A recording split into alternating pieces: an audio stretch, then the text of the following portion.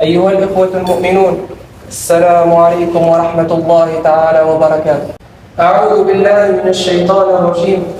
بسم الله الرحمن الرحيم. الحمد لله رب العالمين. الحمد لله الذي أنزل على عبده الكتاب ولم يجعل له عوجا. الحمد لله الذي أكرم عباده بشهر الرحمات وتفضل عليهم فيه بإجابة الدعوات، ونشهد أن لا إله إلا الله وحده لا شريك له، يقبل التوبة عن عباده ويعفو عن السيئات، ونشهد أن محمدًا عبد الله ورسوله سيد الأولين وإمام أهل الفضل المتقين، صلى الله عليه وعلى آله وصحبه المقتفين آثاره إلى يوم الدين. أما بعد، فأوصيكم ونفسي عباد الله بتقوى الله والصبر على طاعته سبحانه، فإنها المنجي من عذابه والمقرب إلى لطفه وجزيل ثوابه. يقول ربنا جل جلاله في كتابه: إنه من يتقي ويصبر فإن الله لا يضيع أجر المحسنين. واعلموا رحمنا الله جميعا أن كنا في الأيام الماضية نتطلع رغبة إلى لقاء رمضان، ونبذل دعاءنا لله العلي المنان أن يمن علينا ببلوغ شهر الغفران. تأملت قلوب العاشقين للقائه شوقا، وتطلعت نفوس المريدين الأجر إليه توقا. كيف لا؟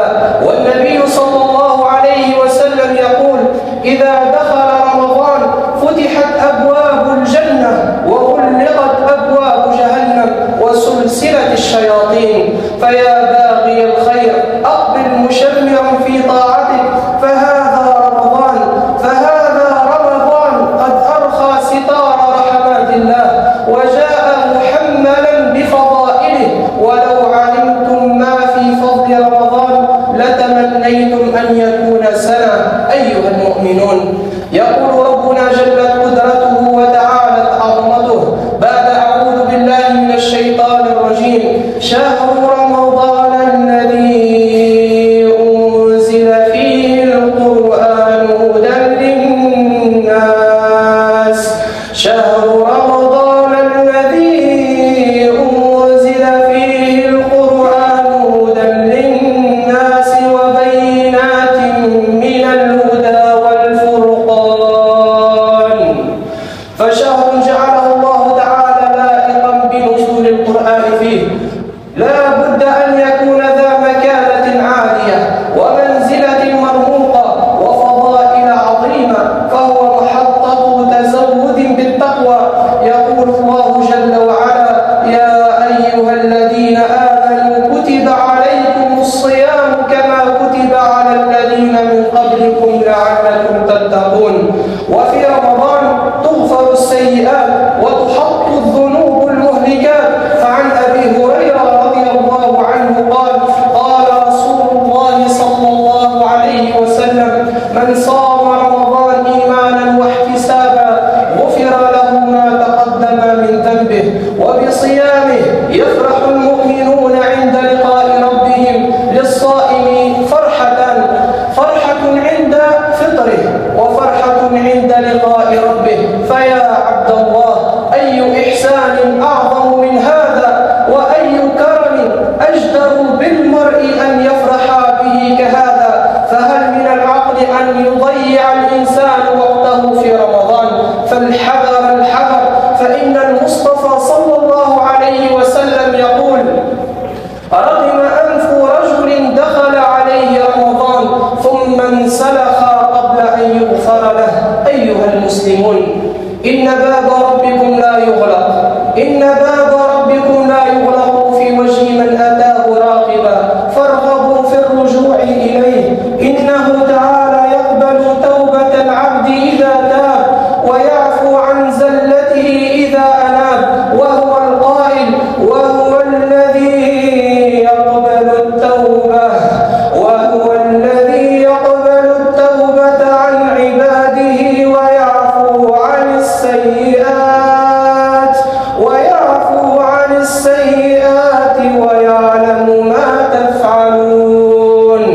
ورمضان باب عظيم لتكفير الذنوب. يقول نبي الرحمة ودواء القلوب صلى الله عليه وسلم، يقول نبينا صلى الله عليه وسلم: الصلوات الخمس والجمعة إلى الجمعة ورمضان إلى رمضان مكفرات ما بينهن إذا اجتنبت الكبائر.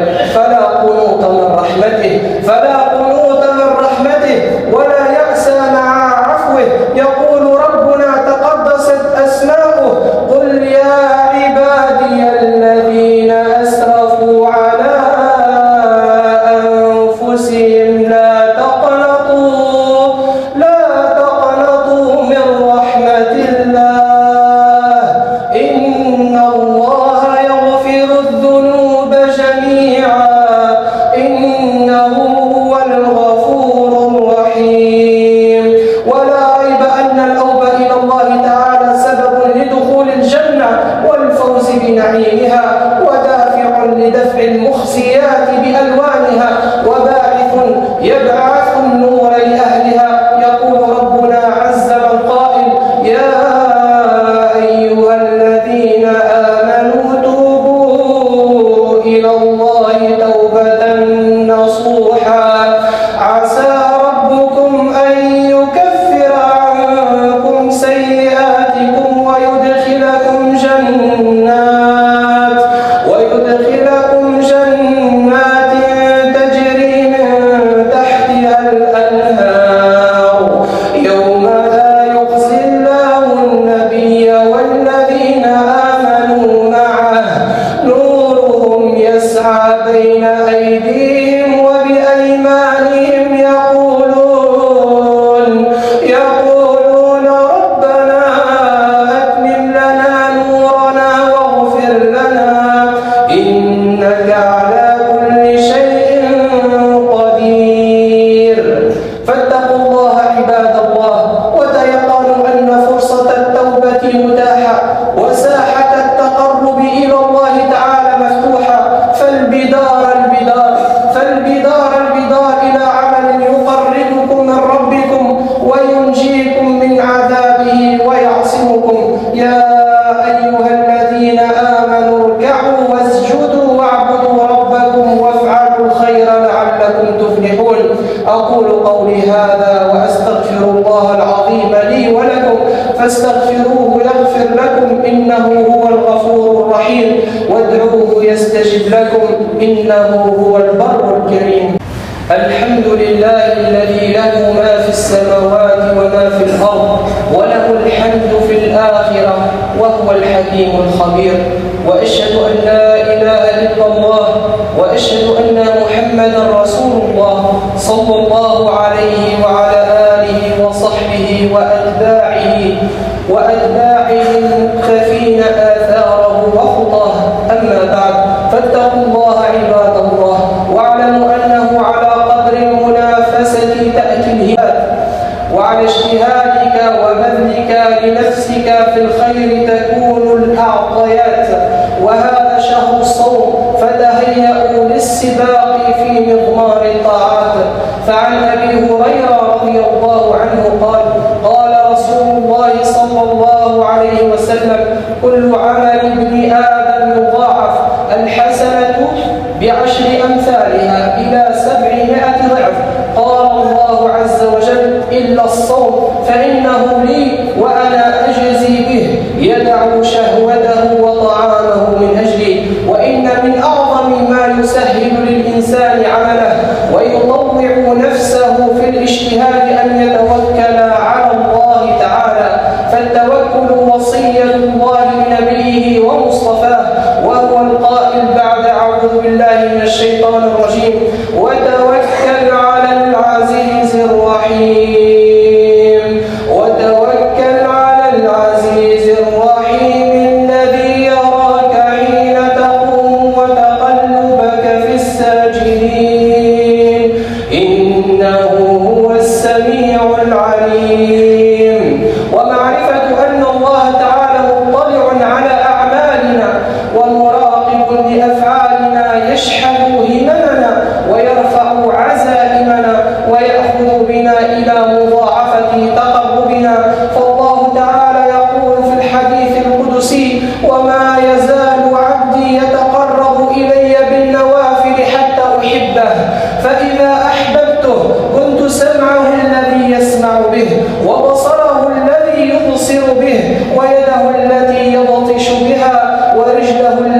يمشي بها، وإن سألني لأعطينه، ولئن استعاذني لأعيذنه.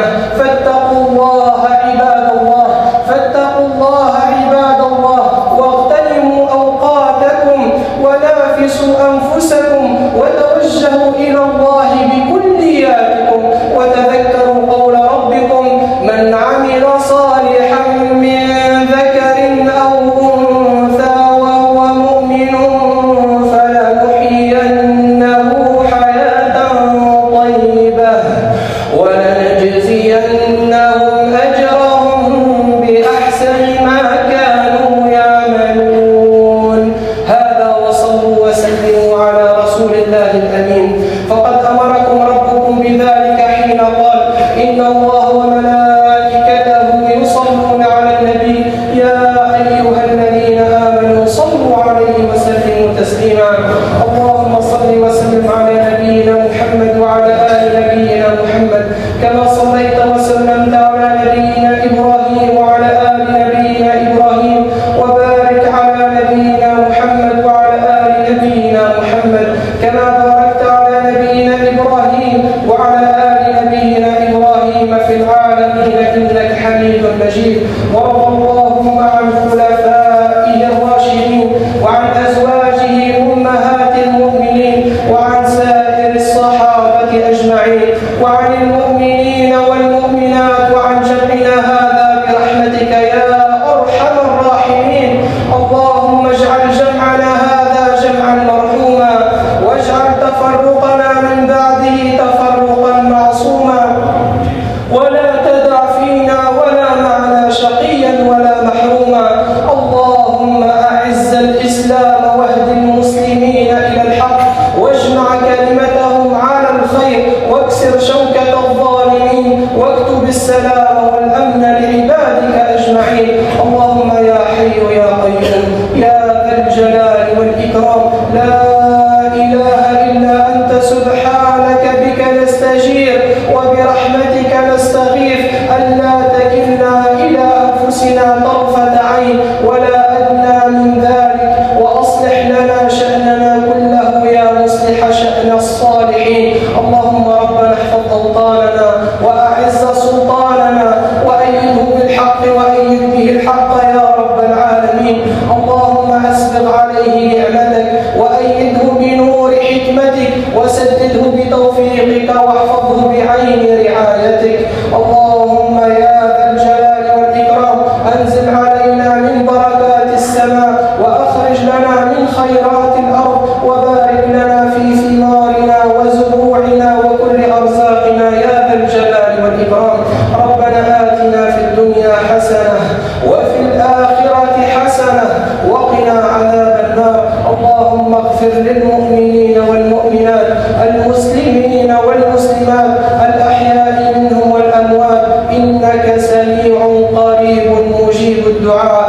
عباد الله، إن الله يأمر بالعدل والإحسان وإيتاء ذي القربى وينهى عن الفحشاء والمنكر والبغي، يعظكم لعلكم تذكرون.